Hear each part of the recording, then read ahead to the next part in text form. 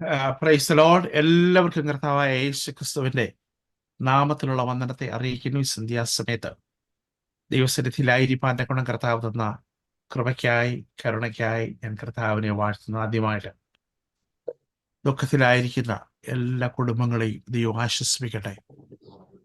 കുവൈറ്റില് എനിക്ക് ഏകദേശം 1980 തൊട്ട് 1999 സെപ്റ്റംബർ വരെ താമസിക്കുവാനുള്ള സാവകാശം എൻ്റെ ജീവിതത്തിൽ കർത്താവ് തന്നിട്ടുണ്ട്. ഏകദേശം 19 വർഷം. ഈ ഭാഗങ്ങളെല്ലാം എനിക്ക് നന്നായിട്ട് അറിയാം. ഈ ജോർജ് എന്ന് പറയുന്ന എൻ്റെ കമ്പനി ഉടമയെ എനിക്ക് അറിയാം. പല പ്രാവശ്യം ഞാൻ അവരുടെ വീട്ടിൽ പോകേണ്ട ആവശ്യം വന്നിട്ടുണ്ട്. ഈ സ്ഥലങ്ങളെല്ലാം എനിക്ക് നന്നായിട്ട് അറിയാം. അവിടുത്തെ ജീവിത സാഹചര്യങ്ങൾ അറിയാം. സാധുക്കളായ പ്രിയപ്പെട്ടവരുടെ ജീവിത ശൈലികളൊക്കെ നന്നായിട്ട് അറിയാം. ഞങ്ങൾ സുവിശേഷ പ്രവർത്തനവുമായിട്ടൊക്കെ പോകുമ്പോൾ, സഭയുടെ പ്രവർത്തനങ്ങളുമായിട്ടൊക്കെ പോകുമ്പോൾ ഈ ഭാഗങ്ങളിലെല്ലാം സഞ്ചരിച്ചിട്ടുണ്ട്. ദുഃഖത്തിലായിരിക്കുന്ന എല്ലാ പ്രിയപ്പെട്ടവരെയും ദൈവം കാത്തു പരിപാലിക്കേണ്ടതിനായി അവരെ ആശ്വസിപ്പിക്കേണ്ടതിനായി നമുക്ക് പ്രാർത്ഥിക്കാം. പല വിശ്വാസികളും ഇതുമൂലം അക്കരെ നാട്ടിലേക്ക് കടന്നുപോയി.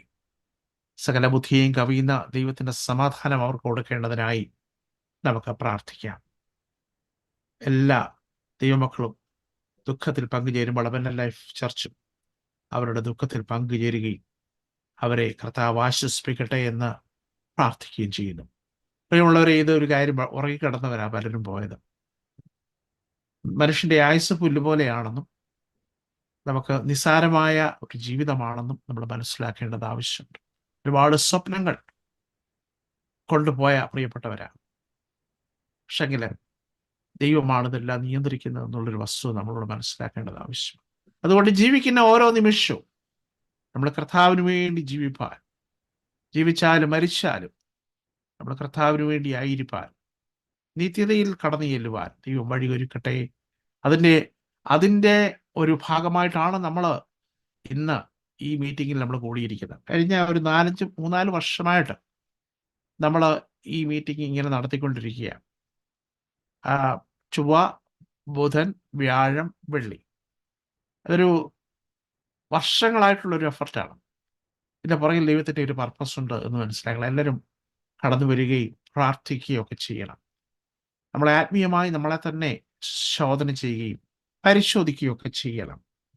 ദൈവത്തിൻ്റെ വചനം വളരെ സുലഭമായിരിക്കുന്ന സന്ദർഭമാണ്. ഒരു പക്ഷെങ്കിൽ ഭാവിയിൽ അത് നിന്നു പോകാൻ സാധ്യതയുണ്ട്. അതുകൊണ്ട് ദൈവം നമ്മളെ സഹായിക്കേണ്ടതിനായി പ്രത്യേകം പ്രാർത്ഥിക്കാൻ. നമ്മളെ പല പ്രിയപ്പെട്ടവരും ഹോസ്പിറ്റലായിരുന്നു. ദൈവം വരെ വിടുവിച്ച ദൈവത്തിൻ്റെ കൃപയ്ക്കായി ഞാൻ കർത്താവിനെ വാഴ്ത്തുന്നു. സ്തോത്രം. ഇന്നത്തെ നമ്മുടെ ഭാഗം 1 പത്രോസ് 2-ാം അധ്യായം, അതിൽ 7 തൊട്ടുള്ള വാക്യങ്ങൾ, അതിൻ്റെ 7 തൊട്ട് 10 വരെയുള്ള വാക്യങ്ങൾ സിസ്റ്റർ ഷാജി ഉണ്ടെങ്കിൽ, അതിലുണ്ടെങ്കിൽ പ്രിയ സിസ്റ്റർ വായിക്കുന്നതായിരിക്കും, അല്ലെങ്കിൽ ആരെങ്കിലും വായിക്കുന്നതായിരിക്കും. Praise God. ഹല്ലേലൂയ. വിശ്വസിക്കുന്ന നിങ്ങൾക്ക് ആ മാന്യതയുണ്ട്. വിശ്വസിക്കാത്തവർക്കോ വീട് പണിയുന്നവർ തള്ളിക്കളഞ്ഞ കല്ല് തന്നെ മൂലക്കല്ലും ഇടർച്ചക്കല്ലും തടങ്കൽപ്പാറയുമായി തീർന്നു. അവർ വചനം അനുസരിക്കായ്കയാൽ ഇടറിപ്പോകുന്നു. അതിനെ അവരെ വെച്ചുമിരിക്കുന്നു. നിങ്ങളോ അന്ധകാരത്തിൽ നിന്നും തന്റെ അത്ഭുത പ്രകാശത്തിലേക്ക് നിങ്ങളെ വിളിച്ചവന്റെ സൽഗുണങ്ങളെ ഘോഷിപ്പാൻ തക്കവണ്ണം തെരഞ്ഞെടുക്കപ്പെട്ട ഒരു ജാതിയും രാജകീയ പുരോഹിത വർഗവും വിശുദ്ധ വംശവും സ്വന്തം ജനവുമാകുന്നു. മുമ്പേ നിങ്ങൾ ജനമല്ലാത്തവർ, ഇപ്പോഴോ ദൈവത്തിന്റെ ജനം. കരുണ ലഭിക്കാത്തവർ, ഇപ്പോഴോ കരുണ ലഭിച്ചവർ തന്നെ. 9-ാം വാക്യം തൊട്ട് ഞാൻ ഇംഗ്ലീഷിൽ വായിക്കുന്നു, ന്യൂ കിങ് ജെയിംസ് വേർഷനിലെ.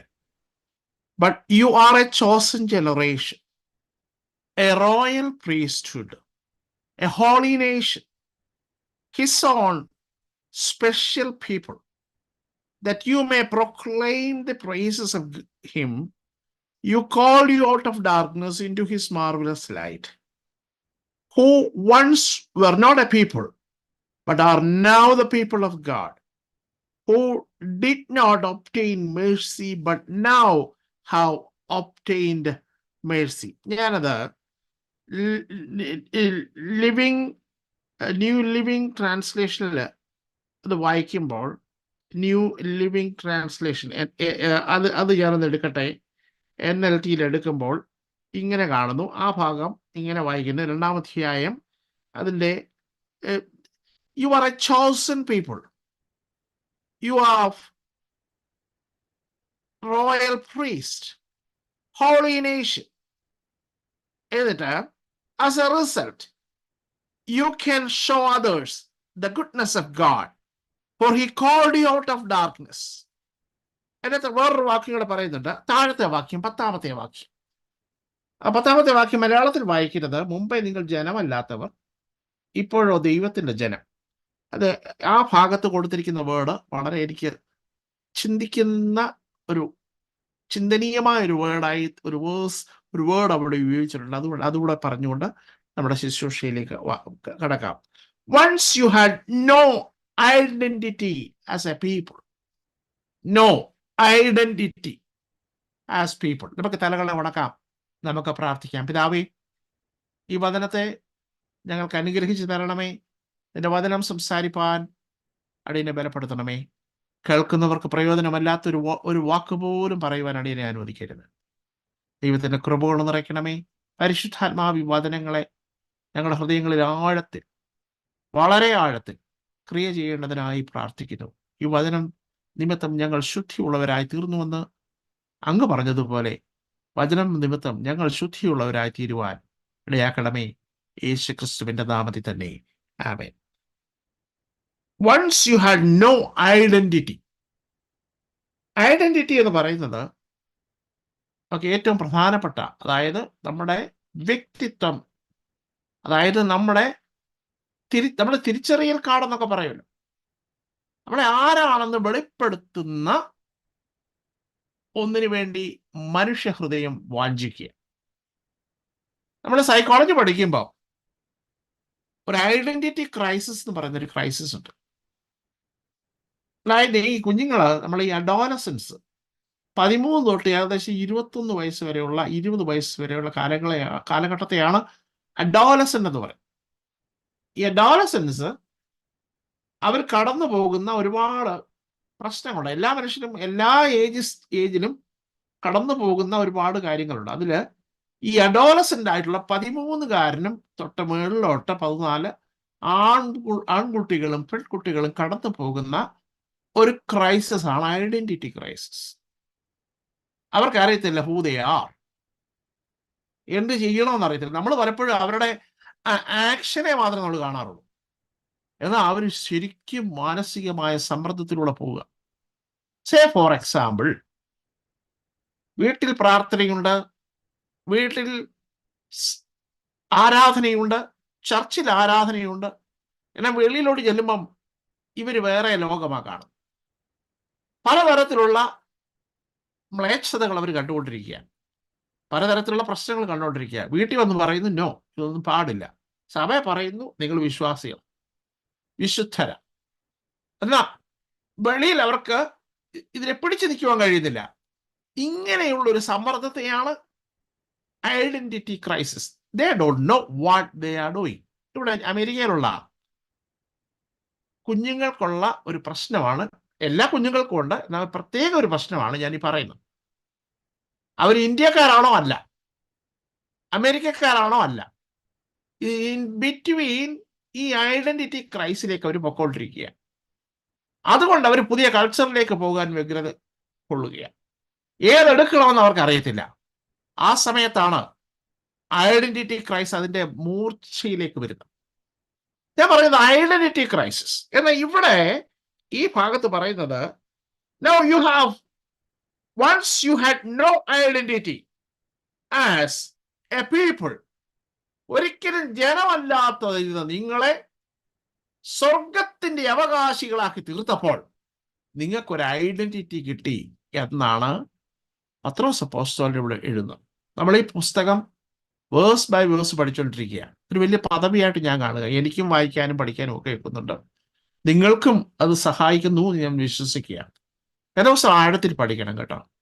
ഇത് മാത്രമേ നമുക്ക് നിലനിൽക്കത്തുള്ളൂ. പ്രൈസ് ആൻഡ് വർഷിപ്പ് വളരെ അത്യാവശ്യമാണ്. അത് കഴിഞ്ഞാലും നമ്മളെ പിടിച്ചു നിർത്തുന്നത് ദൈവത്തിന്റെ വചനമാണ്. നമ്മൾ ഈ പുസ്തകത്തിൽ പഠിച്ചുകൊണ്ടിരിക്കുന്ന ആരെക്കുറിച്ചാണ്? ചിതറിപ്പാർക്കുന്ന ഒരു ഗ്രൂപ്പ് ആൾക്കാർ. they don't have identity. അവർ തള്ളപ്പെട്ടവരാ, സമൂഹത്തിൽ മാർജിനലൈസ്ഡാ. അവർ ക്രിസ്തു നിമിത്തം മാർജിനലൈസ്ഡാ. അവർക്ക് വേണ്ടി എഴുതുകയാണ്. അവര് വളരെയധികം നിന്ദയിലൂടെ, പ്രയാസത്തിലൂടെ പോയിക്കൊണ്ടിരിക്കുക. സകല പ്രിവിലേജുകളും, സകലവിധമായ അവരുടെ അവകാശങ്ങളും നഷ്ടപ്പെട്ടു പോയി ക്രിസ്തു നിമിത്തം. ഓർക്കണം, ക്രിസ്തു നിമിത്തം സകലം നഷ്ടപ്പെട്ടു. അവരോടാണ് ഈ വാക്കുകൾ പറയുന്നത്. ഈ ഭാഗം വായിക്കുമ്പോൾ അപ്പോസ്തലനായ പത്രോസ് എഴുതുന്ന ഈ പുസ്തകത്തിൽ തന്നെ ആറാമത്തെ പ്രബോധനത്തിലാണ് നമ്മൾ വായിക്കുന്നത്. 6th exhortation ആണ് നമുക്ക് ഇതിനെപ്പറ്റി പഠിക്കാൻ കഴിയും. 6th exhortation. ഇവര് മനസ്സുറപ്പിക്കുവാനായിട്ട് 1-ാം അധ്യായത്തിൽ പറയുകയാണ്. അതുകൊണ്ട് ക്ഷയം, മാലിന്യം, വാട്ടം എന്നിവയില്ലാത്ത അവകാശത്തിനായി തന്നെ നിങ്ങളെ വീണ്ടും ജനിപ്പിച്ചിരിക്കുന്ന ഇതൊക്കെ നമ്മൾ പഠിച്ചതാണ്. നിങ്ങളെ യേശുവിന്റെ രക്തം കൊണ്ട് കഴിക്കുമെന്നാ പറയുന്നു. അതിനുശേഷം 2-ാം അധ്യായത്തിലേക്ക് കടന്നു വരുമ്പോൾ 1-ാം വാക്യം തൊട്ട് നമ്മൾ കാണുന്നത്, ആകയാൽ സകല ദുഷ്ടതയും എല്ലാ ചതിവും വ്യാജഭാവവും അസൂയയും എല്ലാ നുണയും നീക്കിക്കളയണമെന്ന് അവിടെ പറയുന്നു. അപ്പം ഇങ്ങനെയുള്ള കാര്യങ്ങളെല്ലാം ചെയ്യണം. എന്താണ്? Malice, all deceit, hypocrisy, envy, evil speaking, ഇതെല്ലാം നീക്കിക്കളയണമെന്നാ പറയുന്നത്. നീക്കിക്കളഞ്ഞേ ഒക്കത്തുള്ളൂ. എന്നിട്ട് crave for spiritual food, അതായത് വചനമെന്ന മായമില്ലാത്ത പാല് കുടിക്കണം. desire for pure milk, ദൈവവചനം പഠിക്കണം. ദൈവവചനം പഠിക്കാനാ പറഞ്ഞേക്കുന്നത്. അതിനുകൂടെ പ്രാർത്ഥിക്കണം. ദൈവവചനം പഠിക്കുകയും പ്രാർത്ഥിക്കുകയും ചെയ്യുന്ന ഒരു വിശ്വാസി പ്രശ്നങ്ങളിൽ കുലുങ്ങത്തില്ല. ആഴത്തിൽ പഠിക്കണം, ആഴമായി പഠിക്കണം. ദൈവത്തിന്റെ ആത്മാവിന്റെ സഹായത്തോടെ നമ്മൾ പഠിക്കണം. ഞാൻ കഴിഞ്ഞ ദിവസം ഞാൻ കേട്ട ഒരു ക്ലാസ്സിൽ ഞാൻ കേട്ട ഒരു കാര്യം, ദൈവമക്കളെ, നിങ്ങൾ ദൈവവചനം എങ്ങനെയാ വായിക്കുന്നത്? ഞാനെങ്ങനെയാ വായിക്കുന്നത്? ഒരു പാസ്റ്റർ എന്നുള്ള നിലയ്ക്ക് പ്രസംഗം പ്രിപ്പയർ ചെയ്യുന്ന ആളുകൾ, ഒരു വേദഭാഗം കിട്ടിയാൽ, ദൈവത്തിന്റെ ആത്മാവ് നിങ്ങളോട് തന്നാൽ, പറഞ്ഞത് ഒരു അനുഗ്രഹിക്കപ്പെട്ട ദൈവദാസനാണ്, ഉന്നതമായ വിദ്യാഭ്യാസമുള്ള ദൈവദാസൻ, അദ്ദേഹം പറഞ്ഞത്, കുറഞ്ഞ പക്ഷം ഞെട്ടരുത് 50 തവണ ആ വേദഭാഗം വായിച്ചുകൊണ്ടിരിക്കണം. അപ്പൊ ദൈവത്തിന്റെ ആത്മാവ് നമ്മളോട് സംസാരിക്കും. അപ്പൊ ഈ 50 തവണ വായിക്കുമ്പോൾ ഉണ്ടല്ലോ, ആഴമേറിയ സ്പർശനം എന്റെയും നിങ്ങളുടെയും ജീവിതത്തിൽ ഉണ്ടാകും. അപ്പൊ നീങ്ങാത്ത, നിലനിൽക്കുന്ന ദൈവത്തിന്റെ വചനം നമ്മൾ പഠിക്കുമ്പോൾ ആ പാല് നമ്മൾ കുടിക്കണം, കട്ടിയായ ആഹാരം നമ്മൾ കഴിക്കണം. ഇതിനെ നമ്മൾ കഴിഞ്ഞ ആഴ്ച കണ്ടത്, you grow to have full experience of salvation. ഇത് പഠിക്കാത്തിടത്തോളം കാലം, ഇത് വായിക്കാത്തിടത്തോളം കാലം ഈ നമ്മൾ കഴിക്കുന്ന ഫുഡ് എങ്ങോട്ടാണ് ചെല്ലുന്നത്? നമ്മൾ അത് സ്റ്റൊമക്കിലേക്ക് ചെന്ന് അത് ഡൈജസ്റ്റ് ചെയ്ത് നമ്മുടെ രക്തത്തിൽ കലിഞ്ഞ് ഊർജമായി മാറുന്നു. അല്ലേ? സിമ്പിളായിട്ടുള്ള കാര്യമല്ലേ? ഊർജമായി മാറുമ്പോൾ ചലിക്കുവാനും കാര്യങ്ങൾ ചെയ്യുവാനുള്ള ആ ഊർജം നമുക്ക് കിട്ടുന്നു. അതുപോലെയാണ് ഈ ദൈവവചനം നമ്മൾ പഠിക്കുമ്പോൾ ഇത് നമ്മുടെ ഹൃദയത്തിലേക്ക് അങ്ങ് അലിഞ്ഞു ചേർന്ന് നമ്മളുടെ രക്തത്തിലെ ഓരോ സെല്ലുകളിലും കടന്നു ചെന്ന് കഴിഞ്ഞാൽ നമുക്ക് എന്താണ് ലഭിക്കുന്നത്? അതിൻ്റെ അത് വായിക്കുന്നത്, ശിശുക്കളെ പോലെ രക്ഷയ്ക്കായി വളരുവാൻ, മലയാളത്തിൽ അങ്ങനെ കൊടുത്തേക്കുന്നത്. എന്നാൽ ഇംഗ്ലീഷിൽ കൊടുത്തിരിക്കുന്നത്, you will grow into have full experience of salvation.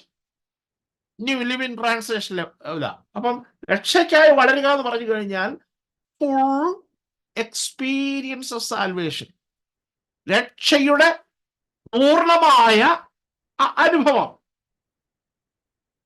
പലപ്പോഴും ഞാൻ ഉൾപ്പെടെ പറയുക, അല്ല, പൂർണ്ണ അനുഭവത്തിലേക്ക് കയറുവാൻ കഴിയാതെ നമ്മൾ ഇങ്ങനെ വീണ് എഴുന്നേറ്റ് നിൽക്കുക. എൻ്റെ പ്രിയമുള്ളവരെ, നിങ്ങൾക്ക് വേണ്ടി ദൈവം കരുതിയിരിക്കുന്ന രക്ഷയുടെ അനുഭവങ്ങൾ ആ വലിയ മഹത്തായ ഭാഗ്യം എന്താണെന്ന് ഞാനും നിങ്ങളും മനസ്സിലാക്കേണ്ടതിന് വചനത്തിലേക്ക് കടന്നു വരണം. വചനം പഠിക്കണം. ക്രേവ് എന്നാ അവിടത്തേക്ക്. ആ ക്രേവ് എന്ന് പറഞ്ഞ ആർത്തിയോടെ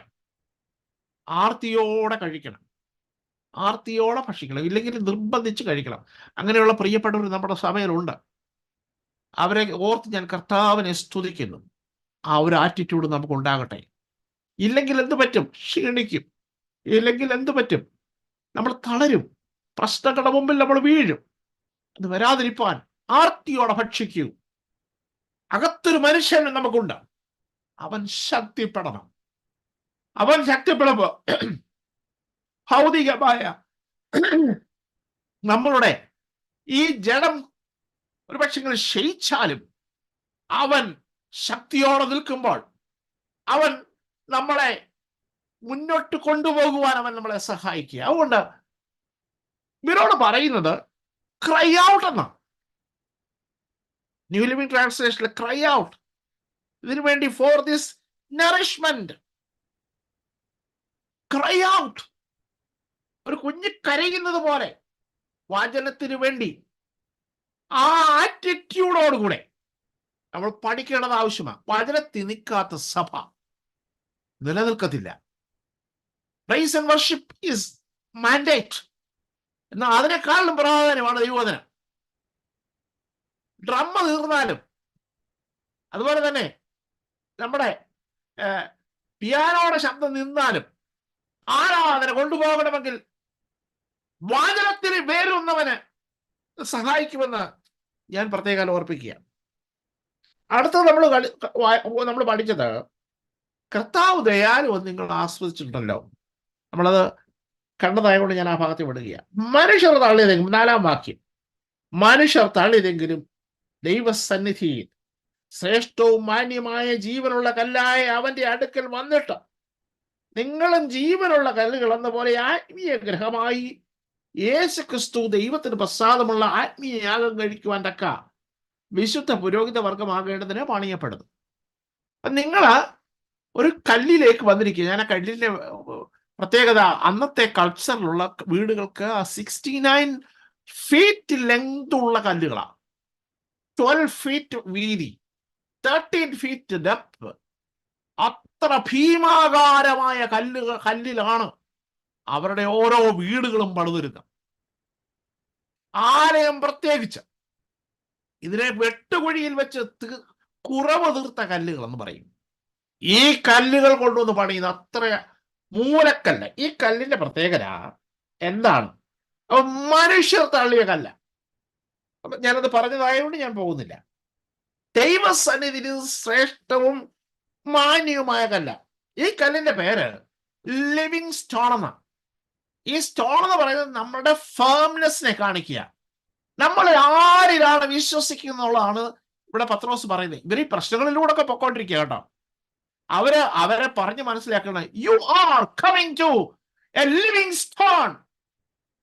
അവൻ നിങ്ങളെ അടിസ്ഥാനം ആ ലിവിങ് സ്റ്റോൺ നിൽക്കുക. കുലുങ്ങരുത്. പ്രശ്നത്തിന്റെ കാറ്റുകൾ 4 ഭാഗം നിങ്ങളെ വീശുകയാണ്. കുലുങ്ങരുത്. ഇതാണ് ബേസിക് ബാക്ക്ഗ്രൗണ്ട്. കുലുങ്ങരുത്. He is a living stone. He is still alive. അവൻ ഇപ്പോഴും ജീവിക്കുന്നത്. രണ്ടാമത്തെ ഈ കല്ലിന്റെ പ്രത്യേകത, this stone is chosen by God. ദൈവത്താൽ തിരഞ്ഞെടുക്കപ്പെടും. മനുഷ്യനത് കാണാൻ കഴിയത്തില്ലായിരുന്നു. Okay. 3, rejected by man. Rejected by man or rejected by men. മനുഷ്യർ തള്ളി. ഈ കല്ലിന്റെ പേരിവിടെ പറയുന്നത് പ്രഷ്യസ് സ്റ്റോൺ എന്നാ. Precious stone, living stone. ദൈവത്തിന് സ്തോത്രം. യേശു ക്രിസ്തുവിനെ പറ്റി പറയുന്ന വാക്കുകളാ. Precious stone, living stone. വിലയേറിയ കല്ല്, ജീവനുള്ള കല്ല്. ഇവന്റെ അടുക്കലേക്കാണ് നമ്മൾ വന്നിരിക്കുന്നത്. അത് കഴിഞ്ഞിട്ട് എന്താ ഇവിടെ നമുക്ക് പറ്റുന്നത്? ഈ ജീവനുള്ള കല്ലിന്റെ അടുത്തേക്ക് ഞാനും നിങ്ങളും വരുമ്പോൾ You became a living stone for a spiritual house.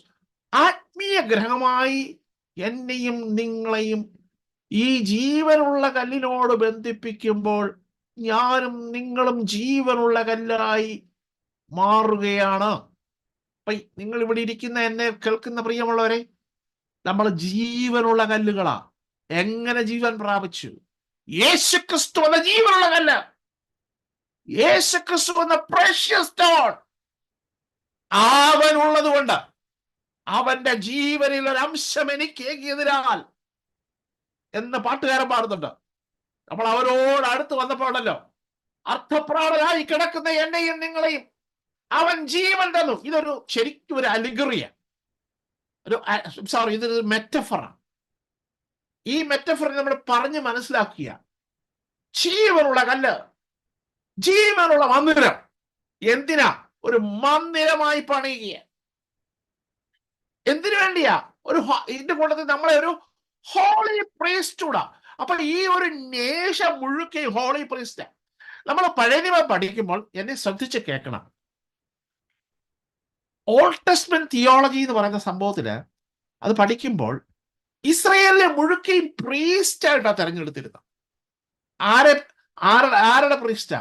ലോകത്തിന്റെ പ്രീസ്റ്റ്, ലോകത്തിന്റെ പ്രീസ്റ്റ്, ലോകത്തിന്റെ പുരോഹിതരായിട്ട് അവരൊന്നിച്ചു. പക്ഷേ അവരങ്ങ് മാറിപ്പോയി. ഇതിന്റെ കൂടെ ഞാൻ ഒരു കാര്യം കൂടെ പറയാനായിട്ട് ആഗ്രഹിക്കുക. എന്റെ പ്രിയമുള്ളവരെ, അവരെ പ്രീസ്റ്റായിട്ട് വെച്ചോണ്ട് അവരുടെ ആലയത്തിൽ ഇരിക്കാൻ വേണ്ടിയല്ലായിരുന്നു. They had to go out. അവർ പോയില്ല. ന്യായപ്രമാണം പഠിപ്പിക്കാൻ വേണ്ടി പോണമെന്ന് പറഞ്ഞായിരുന്നു. വിവിധ സ്ഥലങ്ങളിൽ നമ്മൾ പലരും പഠിക്കുമ്പോൾ മനസ്സിലാക്കാൻ കഴിയും. അതിന് പകരം അവർ എന്ത് ചെയ്യുന്നറിയാമോ? അവർ ചെയ്തത് ഇങ്ങോട്ട് വേണേ ആള് വരട്ടെ എന്ന് പറഞ്ഞിട്ടിരിക്കുകയായിരുന്നു. അങ്ങനെ വന്നു കഴിഞ്ഞപ്പോഴത്തേക്കിന് അവരാരും ലോകത്തിൽ അവരെ കൊണ്ട് ഒരു ശിഷ്യന്മാരെ ഉണ്ടാക്കാൻ കഴിഞ്ഞില്ല. കുറച്ചൊക്കെ പേരുണ്ടായിരുന്നു. ഞാൻ ഒന്നുകൂടെ പറയട്ടെ, ഇങ്ങോട്ട് വരാനായിട്ട് വന്നു. അതുകൊണ്ടാണ് ആലയത്തിലേക്ക് ഒരുപാട് ആളുകൾ 7 പെരുന്നാളിന് വേണ്ടി വന്നുകൊണ്ടിരുന്നു. ഇവരെ അങ്ങോട്ട് പോകണമായിരുന്നു, ചെയ്തില്ല. അതുകൊണ്ട് ചെയ്യുന്നറിയാം, അവരെ കട്ട് ചെയ്തിട്ട് ദൈവം പുതിയൊരു ഗ്രൂപ്പിനെ എഴുന്നേൽപ്പിച്ചു. അതാണ് പുതിയ നിയമസഭ. നമ്മളെ പ്രീസ്റ്റ് ആക്കിയിരിക്കുന്നതിന് അത് ഞാൻ ആ ഭാഗത്തേക്ക് വരാനായിട്ട് ആഗ്രഹിക്കുക. അത് വേറെ ഒരു കാര്യം നമ്മൾ മനസ്സിലാക്കണം. നമ്മൾ പോകണമെന്ന് തന്നെ ദൈവത്തിന്റെ വചനം പറയുക. ആത്മീയമായി നമ്മൾ ദൈവത്തിന്റെ വചനം പറയുവാനായി വെളിയിലേക്ക് പോകണം. ഇല്ലാത്തതൊരു സഭയല്ല, വെളിയിലേക്ക് പോയേ ഒക്കത്തുള്ളൂ. എന്താ അത്? ഞാൻ ഏറ്റവും അവസാനം ഭാഗത്തേക്ക് ഞാൻ വരുമ്പോൾ ഞാൻ പറയാം, എനിക്ക് നേരം കിട്ടണമെന്നുണ്ട്. പക്ഷെ ഞാൻ അത്രയും പെട്ടെന്ന് മുന്നോട്ട് പോകാനായിട്ട് ആഗ്രഹിക്കും. ഹോളി പ്രീസ്റ്റ്, ഈ പ്രീസ്റ്റിന്റെ ചുമതല ആത്മീയ യാഗം കഴിക്കുക മാത്രമല്ല, അവൻ വെളിയിലേക്ക് പോവുകയും വേണമായിരുന്നു. മനസ്സിലായല്ലോ? വെളിയിലേക്ക് പോവുകയും വേണം. ഓക്കെ, അത് കഴിയട്ടെ. Offering spiritual sacrifice. എന്താ? ആത്മീയ യാഗം കൂടെ കഴിക്കണം. കഴിഞ്ഞ ആഴ്ച ഞാൻ പറഞ്ഞത് 6 തരത്തിലുള്ള യാഗം കഴിക്കണം. 1, വിശ്വാസം എന്ന യാഗം. ഫിലിപ്പി ലേഖനം 2-ാം അധ്യായം 17-ാമത്തെ വാക്യം. പണ്ടത്തെ കാലത്തൊക്കെ കാളയും ആട്ടിൻകുട്ടിയെയും ഉറുപ്രാവിനെയും ധാന്യങ്ങളും കൊണ്ടുവന്ന യാഗം കഴിക്കുമ്പോൾ ഇന്ന് അതിന്റെ ആവശ്യമില്ല. ഈ മന്ദിരത്തിൽ അത്തരത്തിലുള്ള ഒരു ധൂപ കയറ്റേണ്ട കാര്യങ്ങളില്ല. ഇവിടെ പഴയ ആരാധന ഒന്നുമില്ല. അതിന് പകരം ചില പുതിയ ആത്മീയ യാഗം ദൈവം നിഷ്കർഷിച്ചിരിക്കുന്നു. ഞാനത് പറഞ്ഞതാ. 2-ാമത്തെ യാഗം എന്ന് പറയുന്നത്, 1-ാമത്തേത് വിശ്വാസം എന്ന യാഗം. 2-ാമത്തേത് നമ്മൾ ദൈവത്തിന് വേണ്ടി കൊടുക്കുന്ന സുഗ്രാഹ്യമായ യാഗം. ധനം നമ്മൾ ദൈവത്തിന് വേണ്ടി ദൈവം തന്ന ധനം. പ്രിയമുള്ളവരെ, ഞാനൊരു കാര്യം പറയാം. കളക്ഷന് വേണ്ടിയല്ല ഞാനിത് പറയുന്നത്. എന്നാ നിങ്ങൾ കൊടുത്തേ ദൈവം നിങ്ങളെ അനുഗ്രഹിക്കുക. അത് വേറെ വിഷയം. നിങ്ങൾക്ക് കൊടുക്കേണ്ട ചുമതലയുണ്ട്. ഞാനും കൊടുക്കണം, നിങ്ങളും കൊടുക്കണം. ഇത് ദൈവത്തിന് വേണ്ടി അതൊരു യാഗമാണ്.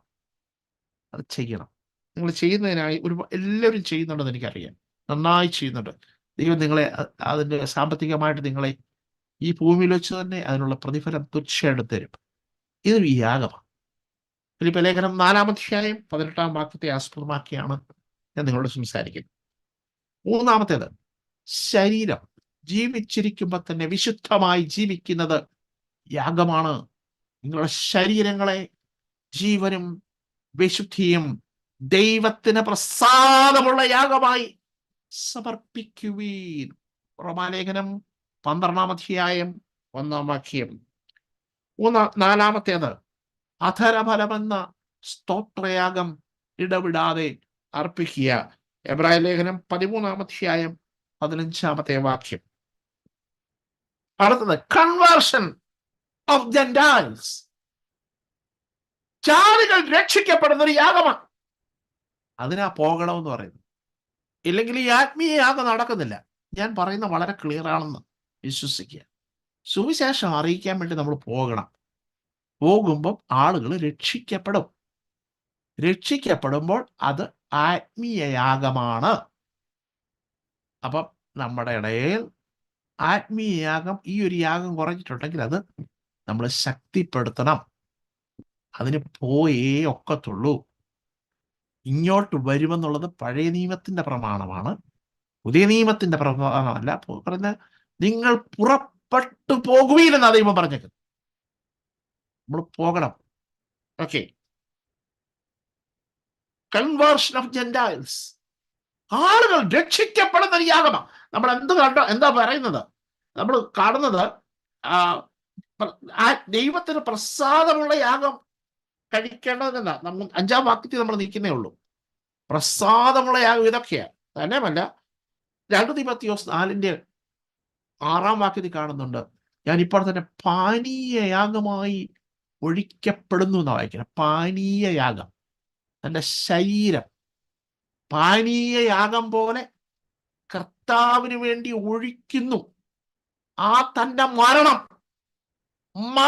പോലും തൻ്റെ ആ കർത്താവിന് വേണ്ടിയുള്ള സമർപ്പണത്തിന്റെ ഭാഗമായ തൻ്റെ ആ രക്തസാക്ഷിത്വം പോലും യാഗമായി ദൈവം അംഗീകരിക്കുക. അപ്പം ഇതെല്ലാമാണ് സ്കോപ്പ്. അപ്പം നമ്മൾ ഇതിൻ്റെ അത് ഏതൊക്കെ യാഗം അർപ്പിക്കുന്നുണ്ടെന്നുള്ളത് എനിക്കറിയത്തില്ല. നിങ്ങൾ തന്നെ തീരുമാനിച്ചോ. ഇല്ലാത്ത കർത്താവ് ഇവൻ്റെ ശരീരം കൊണ്ട് പോലും എന്നെ മഹത്വപ്പെടുത്തും. ജീവനുള്ള മനുഷ്യനായ ജീവിച്ച് വിശുദ്ധിയോടെ ജീവിച്ച് ഒരു പക്ഷെങ്കിൽ കർത്താവിന് വേണ്ടി എൻ്റെ ശരീരത്തെ മരണത്തിനായി ഏൽപ്പിക്കേണ്ടി വന്നാലും കർത്താവെ തയ്യാർ. അതാണ് ആത്മീയ യാഗത്തിന്റെ അന്തസ്സത്ത. അടുത്ത ഭാഗം കൂടെ നമുക്ക് നോക്കിയിട്ട് നിർത്തുവാനായിട്ട് ഞാൻ ആഗ്രഹിക്കുക. ഈ കല്ലിന്റെ അടുത്തേക്ക് വരുന്ന നമ്മൾക്ക് ഉള്ള പ്രത്യേകതകൾ എന്തെല്ലാം എന്നുള്ളതാണ് അടുത്തത് നമ്മൾ ചിന്തിക്കുവാൻ പോകുന്നത്. ഞാൻ ശ്രേഷ്ഠവും മാന്യവുമായൊരു കല്ല് സിയോനിലിടുന്നു. സിസ്റ്ററെ, നമുക്ക് 1-2 വാക്യങ്ങൾ വായിച്ച് എന്നെ പെട്ടെന്ന് ഒന്ന് സഹായിക്കണം കേട്ടോ. 118-ാമത്തെ സങ്കീർത്തനം 22-ാമത്തെ വാക്യം, സാംസ് 118:22. ആരെങ്കിലും വേറൊരാൾക്ക് എടുത്ത് വായിക്കാൻ കഴിയുമെങ്കിൽ മാത്യു 21:42 സിസ്റ്റർ വായിച്ചതിന് ശേഷം എടുത്ത് വായിക്കാം. വായിക്കുന്നതും ദൈവത്തിന് പറഞ്ഞാൽ, വീട് പണിയുന്നവർ തള്ളിക്കളഞ്ഞ കല്ല് മൂലക്കല്ലായി തീർന്നിരിക്കുന്നു. അടുത്ത വാക്യം കൂടെ, ഇത് യഹോവയാൽ സംഭവിച്ചു, നമ്മുടെ ദൃഷ്ടിയിൽ ആശ്ചര്യമായിരിക്കുന്നു. അതിനു മുമ്പായിട്ട് യെശയ്യാ പ്രവചനം 28-ാമത്തെ അധ്യായം 16-ാമത്തെ വാക്യം കൂടെ വായിക്കാം. യെശയ്യാ പ്രവചനം 28-ാമത്തെ അധ്യായം 16-ാമത്തെ വാക്യം. അതുകൊണ്ട് യഹോവയായ കർത്താവ് ഇപ്രകാരം അരുളി ചെയ്യുന്നു, ഇതാ ഞാൻ സിയോനിൽ ഉറപ്പുള്ള അടിസ്ഥാനമായിട്ട് ശോധന ചെയ്ത കല്ലും വിലയേറിയ മൂലക്കല്ലുമായി ഒരു അടിസ്ഥാന കല്ല് ഇട്ടിരിക്കുന്നു. വിശ്വസിക്കുന്നവർ ഓടിപ്പോകയില്ല. അടിസ്ഥാനക്കല്ല്, സങ്കീർത്തനത്തിലെ മൂലക്കല്ല്, അടിസ്ഥാനക്കല്ല്. അപ്പൊ അതിനകത്ത് പറയുന്നുണ്ട് ഇതൊരു അക്ഷരീയ കല്ലല്ല. നമുക്കറിയാമല്ലോ, അക്ഷരീയമായ കല്ലല്ല. ഇതൊരു ആത്മീയ അർത്ഥത്തിലാണ്. അതിന്റെ തൊട്ട് വാക്കിൽ പറഞ്ഞ് വിശ്വസിക്കുവാൻ അവൻ ഓടിപ്പോകത്തില്ല. എന്ന് വെച്ച് കഴിഞ്ഞാൽ ഇവന്റെ ജീവിതം ഈ അടിസ്ഥാന കല്ലിന്മേൽ പണിതവനാണെങ്കിൽ അവൻ ഓടിപ്പോകേണ്ടുന്ന സാഹചര്യമില്ല. സാഹചര്യങ്ങളെ ഇട്ടിട്ട് അവൻ ഒരിക്കലും ഓടിപ്പോകത്തില്ല. He who believes, അതിന്റെ അർത്ഥം എങ്ങനെയാണ്? Who trust and relies and adhere to that stone will not be disturbed or give away in sudden panic. ഈ മൂലക്കല്ലിൽ വിശ്വസിക്കുന്നവരും, യെശയ്യാപ്രവചനം 28:16 ആസ്പദമാക്കിക്കൊണ്ടാണ് ഞാൻ പറയുന്നത്. ഈ മൂലക്കല്ലിൽ വിശ്വസിക്കുന്ന ഒരുവന്, who trust, അവനിൽ ആശ്രയിക്കുന്ന ഒരുവന്, അതിന്റെ അർത്ഥമാണ് റിലൈസ്, അവനിൽ ചാരുന്നവന്, and adhere, അവനോട് പറ്റിച്ചേർന്നിരിക്കുന്നവന്, will not be disturbed, അവൻ ഒരു നാളും കുലുങ്ങത്തില്ല, or give away, അവൻ നഷ്ടപ്പെട്ടു പോകത്തില്ല, in sudden panic, പെട്ടെന്നുള്ള ദുരിതം, പെട്ടെന്നുള്ള കഷ്ടതകൾ വരുമ്പോൾ ഈ അടിസ്ഥാന കല്ലിൽ മേൽ നിൽക്കുന്നവന്, he who believes, അവനിൽ വിശ്വസിക്കുന്നവൻ ലജ്ജിച്ചു പോകത്തില്ല എന്ന് പറയുന്നതും, അവനിൽ വിശ്വസിക്കുന്നവൻ ഓടിപ്പോകത്തില്ല എന്ന് പറയുന്ന ഒരേ അർത്ഥത്തിലാണ്. എന്റെ പ്രിയ സ്നേഹിത, നിങ്ങളുടെ ജീവിതത്തിൽ എന്തെല്ലാം പ്രശ്നങ്ങളായിരുന്നാലും നിങ്ങൾ ഈ ക്രിസ്തുവാകുന്ന പാറയിൽ വന്നിട്ട് അവനുമായി ആ മൂലക്കല്ലിൽ മേൽ നിങ്ങൾ പടന്ന് ജീവനുള്ള കല്ലായി തീരുമ്പോൾ, ഇതാണ് അതിന്റെ നിങ്ങളുടെ അഷ്വറൻസ്. നിങ്ങളുടെ അഷ്വറൻസ് ഇതാ, നിങ്ങളെ ദൈവം കൈവിടത്തില്ലെന്ന്. എന്നെ കേൾക്കുന്ന എന്റെ പ്രിയമുള്ള സഹോദര, പ്രിയമുള്ള സഹോദരി, നിങ്ങളുടെ ഏത് തരത്തിലുള്ള പ്രശ്നങ്ങളായിരുന്നാലും അതിനെ സോൾവ് ചെയ്യുവാൻ ഈ പാറയിൽ നിങ്ങൾ ബന്ധമായി നിൽക്കുന്നുവെങ്കിൽ, ഈ കോർണർ സ്റ്റോറുമായി നിങ്ങൾ ബന്ധപ്പെട്ട് നിൽക്കുന്നിടത്തോളം കാലം നിങ്ങളെ ദൈവം ലജ്ജിപ്പിക്കത്തില്ല എന്ന്, നിങ്ങളെ ദൈവം കൈവിടത്തില്ല എന്ന് ദൈവത്തിന്റെ വചനത്തിന്റെ ആധികാരിക നിന്നുകൊണ്ട് ഞാൻ നിങ്ങളോട് പറയുകയാണ്. അതുകൊണ്ട് നിങ്ങളെ ഇന്ന് സന്ധ്യാസമയത്ത് അലട്ടുന്ന സകല വറികളും സകല വ്യാകുലങ്ങളും യേശുവിന്റെ നാമത്തിൽ മാറിപ്പോകട്ടെ. ദൈവം നിങ്ങളെ സഹായിക്കുന്നു. നിങ്ങളും ജീവനുള്ള കല്ല, നിങ്ങളും ജീവനുള്ള കല്ല, നിങ്ങളും ജീവനുള്ള കല്ല. അവൻ ജീവനുള്ളത് കൊണ്ട് അവന്റെ ജീവനാണ് എന്നിലും നിങ്ങളിലും വ്യാപരിക്കുന്നത്.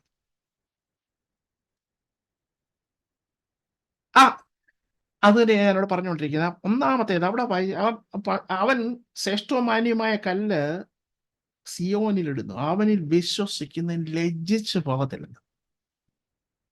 ഒരിക്കലും നിങ്ങളെ ലജ്ജിപ്പിക്കത്തില്ലെന്ന് ഈ വചനത്തിലോട്ട് കൈവക്കുക. ദൈവത്തിന്റെ പരിശുദ്ധാത്മാവ് ഇന്ന് വളരെ വ്യക്തമായിട്ട് നിങ്ങൾ പഠിപ്പിക്കുക. വചനത്തിലൂടെ ദൈവം നിങ്ങളോട് പറയുക, നിങ്ങൾ ലജ്ജിച്ചു പോകത്തില്ലെന്ന്. നിങ്ങൾ തുടങ്ങുന്ന ഒരു പ്രോജക്റ്റ് നിങ്ങൾ പിന്തിരിയേണ്ടി വരത്തില്ലെന്ന്. ദൈവം നിങ്ങളെക്കുറിച്ച് പറയുന്ന വാഗ്ദാനങ്ങൾ നിമിത്തം നിങ്ങൾ ലജ്ജിച്ചു പോകത്തില്ലെന്ന്. പബ്ലിക്കിന്റെ മുമ്പിൽ പരസ്യ കോലമാക്കത്തില്ലെന്ന്. ഓ ഹല്ലേലൂയ. By no means put to shame. New King James വേർഷനിലാ പറയുന്നത് അങ്ങനെ. By no means put to shame. നമ്മൾ വചനം പഠിക്കുന്നുണ്ടല്ലോ, അവങ്കിലേക്ക് നോക്കിയവർ എല്ലാവരും ആയിരിക്കുന്ന സ്ഥലത്ത് നിന്ന് ചേർന്ന് പറഞ്ഞേ, പ്രകാശിതരായി അവരുടെ മുഖം ലജ്ജിച്ചു പോയതുമില്ല. ഈ എളിയവൻ നിലവിളിച്ചു, യഹോവ കേട്ടു. പ്രിയമുള്ളവരെ, ഒന്ന് ചിന്തിച്ച് നോക്കിക്കേ. എല്ലാം മറന്ന് ഈ ദൈവത്തിന്റെ വചനം ഒന്ന് ശ്രദ്ധിച്ചേ. നിങ്ങളെ ഏതെങ്കിലും കാലത്ത് ദൈവം ലജ്ജിപ്പിച്ചിട്ടുണ്ടോ? ഏതെങ്കിലും കാലത്ത് പ്രാർത്ഥന നിങ്ങൾ പ്രാർത്ഥിച്ചതില്ല, ഏതെങ്കിലും കാര്യത്തിന് മറുപടി തരാതിരുന്നിട്ടുണ്ടോ? No no no. തിര പോലെയുള്ള പ്രശ്നങ്ങളും പ്രയാസങ്ങളും കടന്നു വന്നപ്പോഴും, ഓരോ ദിന കഴിഞ്ഞപ്പോഴും അതിന് മറുപടി തന്ന് അടുത്തൊരു വരുമ്പോൾ അടുത്ത് മറുപടി വരും. ഇനി എങ്ങനെ കർത്താവെ ഞാൻ ഇതിനെ ചവിട്ടി മരിക്കുന്നതെന്ന് നമ്മൾ ആരെങ്കിലും വിചാരിക്കുന്നുണ്ടെങ്കിൽ ദൈവത്തിന്റെ പരിശുദ്ധാത്മാവ് എന്നോടും നിങ്ങളോട് സംസാരിക്കുന്ന, അവരിൽ വിശ്വസിക്കുന്നു, ലജ്ജിച്ചു പോകത്തില്ല. ഇന്നത്തെ നിങ്ങളുടെ പ്രശ്നം, ഇന്നത്തെ നിങ്ങളുടെ ഭാരം, അതിൽ നടത്തുവാൻ കഴിവുള്ളവനായ കേപ്പബിളായ ആ മൂലക്കല്ലിൽ വന്ന് നിങ്ങളും ജീവനുള്ള കല്ലുകളായി മാറിയിരിക്കുക. രണ്ടാമത്തെ നമ്മുടെ പ്രത്യേകത ഇവിടെ പറയുന്നില്ലെന്നറിയാമോ? 7ാമത്തെ വാക്യം, വിശ്വസിക്കുന്ന നിങ്ങൾക്ക് ഒന്നാമത് ലജ്ജിച്ചു പോകത്തില്ല. രണ്ടാമത് പറയുന്നത്, വിശ്വസിക്കാൻ നിങ്ങൾക്ക് എന്താ? മാന്യതയുണ്ട്. മാന്യതയുണ്ട്. ഓണർ, മാന്യത. ന്യൂ കിങ് ജെയിംസ് കൊടുത്തിരിക്കുന്ന പദം എന്ന് പറയുന്നത് പ്രഷ്യസ് ആ. നിങ്ങള് മാന്യത മാത്രമല്ല, വിലയേറിയതാ. അവിടെ മുമ്പേ പറഞ്ഞ കല്ല് വിലയേറിയ കല്ലെന്നാ. അപ്പൊ ദൈവം നമ്മളെ കാണുന്നത് ക്രിസ്തുവിനെ കാണുന്ന പോലെ. ആ വിലയേറിയ കല്ല് അടുക്കൽ നമ്മൾ വന്നപ്പോൾ നമ്മളും വിലയേറിയതായെന്ന് ഒന്ന് ചിന്തിക്കുക. നമ്മൾ സാധാരണക്കാരല്ലെന്ന്, നമ്മളും വിലയേറിയതാണെന്ന്. അതിപ്പോ ആംപ്ലിഫൈഡ് വേർഷനിൽ ഈ ഒരു ഭാഗം ഞാൻ നന്നായിട്ട് നോക്കി. അതിൻ്റെ ആംപ്ലിഫൈഡ് വേർഷൻ കിടക്കുന്ന പ്രഷ്യസ് വാല്യൂ. നിങ്ങൾക്ക് മിക്കവാറും എല്ലാവർക്കും ഇംഗ്ലീഷ് നന്നായിട്ട് അറിയാമെന്ന് എനിക്കറിയാം. അറിയാത്തവർക്കുണ്ട് വളരെ വിലയേറിയ എന്താ പ്രഷ്യസ് വാല്യൂ, എന്താ വിലയേറിയ വിലയുള്ളത്. അത് അങ്ങനെ എനിക്ക് പറയാൻ അറിയത്തുള്ളൂ. ആംപ്ലിഫൈഡ് വേർഷൻ ഉണ്ട്. ഒന്നാമത് നമ്മൾ ലജ്ജിച്ചു പോകത്തില്ല. ഈ കല്ലിൻ്റെ അടുത്തേക്ക് ഇത് ആരോടാ പറയുന്നത്? ഒറിജിനൽ ലിസണേഴ്സ് ആരാ? പത്രോസിന്റെ എഴുത്തുകാരാ, തകർന്നിരിക്കുന്ന ആളുകളാ, മാർജിനലൈസ്ഡാ, അവർ പീഡിതരാ, ഇട്ടിട്ട് അവരുടെ വസ്തുവകളെല്ലാം നഷ്ടപ്പെട്ട് ക്രിസ്തുവിന് വേണ്ടി ഓടുന്നവരാ, തള്ളപ്പെട്ടവരാ. അവരോട് പറയാ, നിങ്ങൾ ലജ്ജിക്കത്തില്ല. നിങ്ങൾക്ക് രണ്ടാമത്തെ കാര്യം, നിങ്ങൾക്ക് മാന്യതയുണ്ട്. നമ്മള് ഇവിടെ യെശയ്യാവ് വായിച്ചതുപോലെ വിശ്വസിക്കുന്നവൻ ഓടിപ്പോകത്തില്ല. അടുത്ത ഭാഗം, വീട് പണിയുന്നവർ തള്ളിക്കളഞ്ഞ കല്ല് ഇടർച്ചക്കല്ലും തടർന്നൽ പാറയുമായിരിക്കുന്നു. അതുകൂടെ കണ്ടുകൊണ്ട് നമുക്ക് നിർത്തുവാനുള്ള സമയമാകുന്നു തോന്നുന്നു. He who believes, സിസ്റ്ററെ 118 സങ്കീർത്തനം നമ്മൾ വായിച്ചു കഴിഞ്ഞു. മത്തായി സുവിശേഷം. ഇനി ഈ കല്ല് ആരാണെന്ന് വേദപുസ്തകത്തിൽ വളരെ വ്യക്തമായി നമ്മളോട് പഠിപ്പിക്കുകയാണ്. ആ 3-4 വാക്യമുണ്ട്. അതൊന്ന് പെട്ടെന്ന് ഒരാൾക്ക് സിസ്റ്റർ 21:42, മത്തായി 21:42. വേറൊരാൾക്ക് വേദപുസ്തകം എല്ലാവരും എടുക്കണം കേട്ടോ, തെറ്റിയാലും കുഴപ്പമില്ല. ആക്സ് അപ്പോസ്തല പ്രവൃത്തി 4-ാം അധ്യായം 11-ാം വാക്യം. അപ്പോസ്തല പ്രവൃത്തി 4-ാം അധ്യായം 11-ാം വാക്യം. ഇതൂടെ ഒന്ന് വായിക്കണം. ഈ 2 വാക്യങ്ങൾ വായിക്കണം. ഈ പഴയ നിയമത്തിലെ ഈ പറഞ്ഞ യെശയ്യാവ് പറഞ്ഞ ഈ കല്ലും സങ്കീർത്തനത്തിലെ ഈ പറഞ്ഞ കല്ലും ഇവരോട് പറഞ്ഞു മനസ്സിലാക്കിയ ഈ കല്ല് ആരിലാണ് നിവൃത്തിയായത്. അതൊന്ന് വായിച്ചിട്ടാമോ? യേശു അവരോട്, വീട് പണിയുന്നവർ തള്ളിക്കളഞ്ഞ കല്ല് മൂലക്കല്ലായി തീർന്നിരിക്കുന്നു. ഇത് കർത്താവിനാൽ സംഭവിച്ചു, നമ്മുടെ ദൃഷ്ടി ആശ്ചര്യവുമായിരിക്കുന്നു എന്ന് നിങ്ങൾ തിരുവെഴുത്തുകളിൽ ഒരിക്കലും വായിച്ചിട്ടില്ലയോ? യേശു തന്നെ അത് കൺഫേം ചെയ്യുക.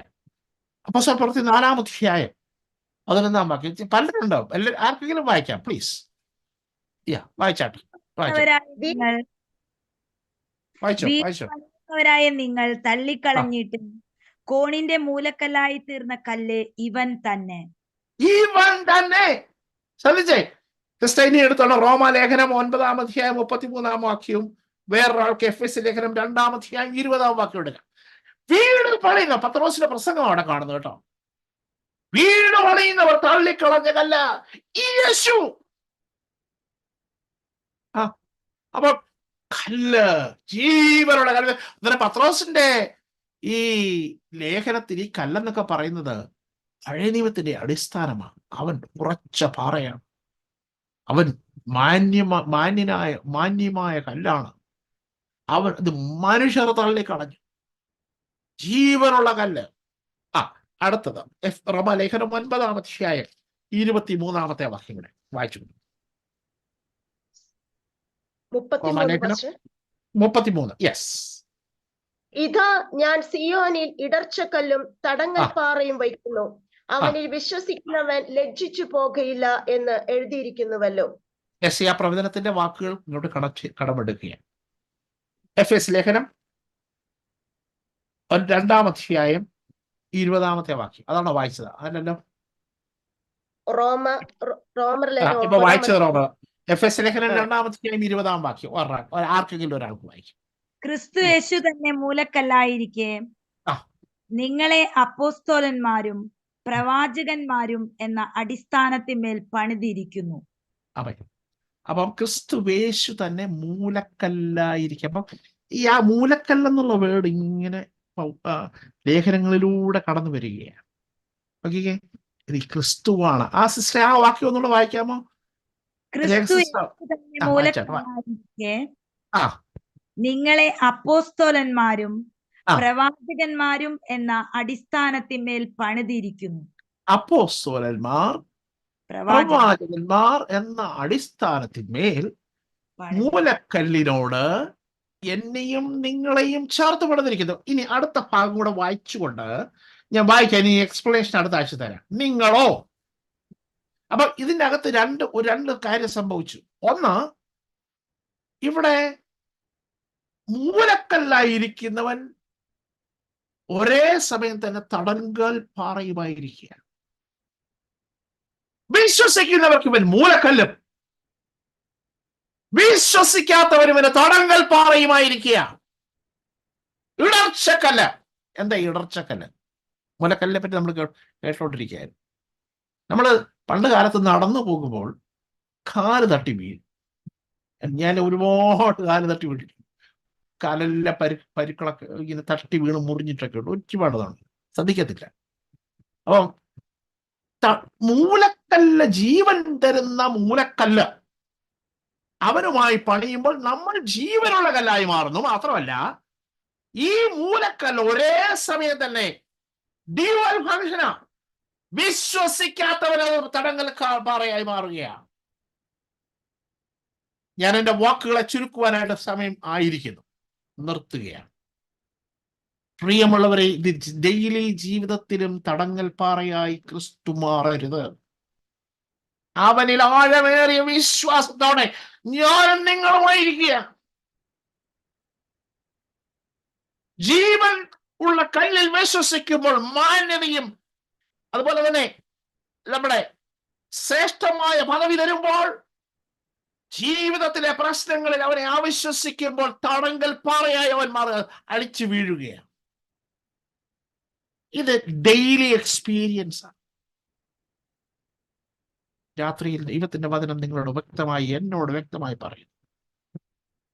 ജീവിതത്തിന്റെ പ്രതിസന്ധി ഘട്ടങ്ങളിലേക്ക് കടന്നു വരുമ്പോൾ, കർത്താവ്, ഇത് നടക്കുമോ, ഇത് നടക്കത്തില്ലേ, ഓ ഇത് ഒക്കത്തില്ല, നിന്നാൽ അസാധ്യമായൊന്നുമില്ല എന്ന് പറഞ്ഞുകൊണ്ട് നമ്മൾ അതിനെ വിശ്വസിക്കുവാനും അതിനെ കർത്താവിൽ ആശ്രയിക്കുവാനും നമുക്ക് പ്രായോഗിക ജീവിതത്തിൽ കഴിയണം. ഇത് യഹൂദന്മാരെ കുറിച്ചാണ് പറയുന്നത് കേട്ടോ. നമ്മൾ ഒരു പക്ഷേ ചില സന്ദർഭങ്ങളിൽ ഇത് നമ്മുടെ ജീവിതത്തിൽ നടക്കാൻ സാധ്യതയുണ്ട്. എന്ന് വെച്ച് കഴിഞ്ഞാൽ, നമ്മുടെ ജീവിതത്തിലെ പ്രായോഗിക ബുദ്ധിമുട്ടുകളിൽ വിശ്വാസത്തോടു കൂടി ജീവിക്കാൻ പറയുന്നത് കേട്ടില്ലേ? വിശ്വസിക്കുന്നവൻ ഓടിപ്പോകത്തില്ലെന്ന്, അവന്റെ കൂടെ കർത്താവുണ്ടെന്ന്. വിശ്വസിക്കുന്നവൻ ലജ്ജിച്ചു പോകത്തില്ലെന്ന്. എന്നാൽ വിശ്വസിക്കാത്തവരുടെ കാര്യമാണ് ഇവിടെ പറയുന്നത്. അവർക്കിത് തടങ്കൽ പാറയായി വീഴുകയാണ്. അവരെ അതിനായി നിയമിച്ചിരിക്കുന്ന പറഞ്ഞിരിക്കുന്നത്. ഈ രാത്രിയിൽ ദൈവത്തിന്റെ വചനം കേൾക്കുന്ന എൻ്റെ പ്രിയമുള്ളവരെ, ദൈവത്തിൽ വിശ്വസിച്ചുകൊണ്ട് ആഴമേറിയ ആ നങ്കൂരം അവനിൽ ഇട്ടുകൊണ്ട്, ഞാൻ ഈ കഴിഞ്ഞ ദിവസം ഒരു വീഡിയോ ഉണ്ടായിരുന്നു, കടലില് മീൻ പിടിക്കാൻ പോകുന്ന ആളുകളുടെ വീഡിയോ. തിരമാലകൾ അടിച്ചുയരുന്നുവെങ്കിലും അതിൻ്റെ അകത്ത് നിന്ന് വലിയ നങ്കൂരമെടുത്ത് ആഴത്തിലേക്ക്, ആദ്യം ഒരു 10-12 പേരാണ് ആ നങ്കൂരം ആങ്കർ താഴോട്ടിടുകയാണ്. ആ താഴോട്ടിട്ട് കഴിഞ്ഞാൽ ഉടനെ ഉണ്ടല്ലോ, പിന്നെ കപ്പലങ്ങ് സ്റ്റേബിൾ ആകും. ചുറ്റും തിരയടിക്കുന്നുണ്ട്, നന്നായി തിരയടിക്കുന്നുണ്ട്, കയറുന്നുണ്ട്. പക്ഷെ അവർക്ക് ഫിഷ് ചെയ്യണം, അവർക്ക് മീൻ പിടിച്ചേ ഒക്കത്തുള്ളൂ, വല എറിയണം. പക്ഷെ അവരതിന് മുമ്പായി ചെയ്ത് നങ്കൂരമിടുകയാണ്. നങ്കൂരം, വിശ്വാസത്തിന്റെ നങ്കൂരം. ഈ സന്ധ്യാസമയത്ത് അങ്ങോട്ട് ഇറക്ക, നങ്കൂരം ആഴത്തിലേക്ക് ഇറക്ക. ക്രിസ്തുവാകുന്ന പാറയിൽ നമുക്ക് ഇറക്ക. നിങ്ങൾ ലജ്ജിച്ചു പോകത്തില്ലെന്ന്, ഓടിപ്പോകത്തില്ലെന്ന്. He who believes, he who trusts, relies and adhere to that stone will not disturbed. ചലിക്കാൻ അനുവദിക്കത്തില്ല, ഒരു ഇഞ്ച് പോലും ചലിക്കുവാൻ അനുവദിക്കത്തില്ല. or give way in sudden panic. ജീവിതത്തിൽ പാനിക്കുകൾ വരാം, പ്രശ്നസങ്കീർണങ്ങളായ നിമിഷങ്ങൾ കടന്നു വരാം. നിങ്ങളെ ചലിപ്പിക്കാതെ സൂക്ഷിക്കുന്ന കർത്തവ്യം ജീവനുള്ള കല്ലിനായ ക്രിസ്തുവിനുണ്ട്. നമ്മുടെ തലകളെ ഒന്ന് ഉണക്കാൻ, നമ്മുടെ വിശ്വാസത്തെ ഒന്ന് ടെസ്റ്റ് ചെയ്യാം. കഷ്ടതയിലൂടെ പോകുന്ന, പ്രയാസത്തിലൂടെ പോകുന്ന വ്യക്തികളെ ആശ്വസിപ്പിക്കുന്ന വചനം. കർത്താവേ, പലപ്പോഴും പല വിഷയങ്ങളുടെ മുഖത്ത് ഞങ്ങൾ ഭാരപ്പെട്ടിട്ടുണ്ട്. ഞങ്ങൾ നിരാശയിലായിട്ടുണ്ട്. എന്നാൽ കർത്താവേ, ഞങ്ങളുടെ നങ്കൂരം നിന്നിലേക്ക് തന്നെ ഇടുന്നു. ഞങ്ങൾ നീയുമായിട്ട് ചേർന്നവരാണ്. ഞങ്ങളെ പണിതുകൊണ്ടിരിക്കുകയാണ്. നിന്റെ ജീവന്റെ രസം ഞങ്ങളിലൂടെ ഓടിക്കൊണ്ടിരിക്കുന്നു. ഈ രാത്രിയിൽ ഞങ്ങളുടെ അവിശ്വാസങ്ങളെ മാറണമേ. ഞങ്ങളുടെ പദവികളെ നീ കാണുന്നു. മാന്യതയുള്ളവരായി, ലജ്ജിച്ചു പോകാത്തവരായി നീ ഞങ്ങളെ നിർത്തുന്നതിനായി സ്തോത്രം. അവങ്കിലേക്ക് നോക്കിയവർ പ്രകാശിതരായി, അവരുടെ മുഖം ലജ്ജിച്ചു പോയതുമില്ല. ഞങ്ങളെ തന്നെ സമർപ്പിക്കുന്നു യേശു ക്രിസ്തുവിന്റെ നാമത്തിൽ തന്നെ. ആമേൻ. ദൈവം നമ്മളെ സഹായിക്കുമാറാകട്ടെ.